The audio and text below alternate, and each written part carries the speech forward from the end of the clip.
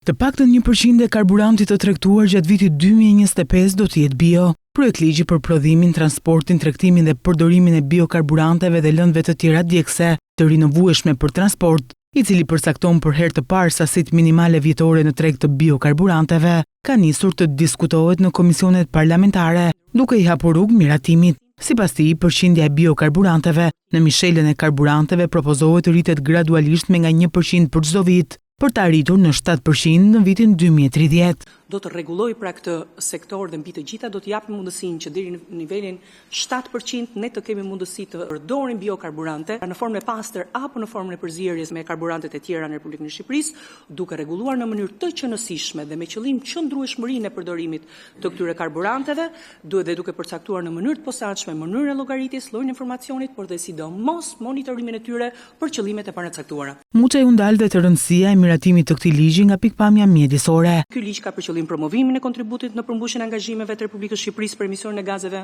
serë që vijnë nga konsumi i hidrokarbureve në këtë sektor dhe duke patur parasysh që transporti është dhe kontribuesi më i madh i dioksidit të karbonit në vend, të themi për të reduktuar efektet që kemi në klimën dhe ndryshimet klimatike, të cilet janë një problem të themi themelor në vend. Projekt ligji parashikon se biokarburantet që do tregtohen në vendin tonë do kushtojnë rreth 50% më lirë se karburantet e tjerë, pasi do përjashtohen nga taksat dhe tarifat me qëllim konkurimin me çmimin dhe rritjen e konsumit.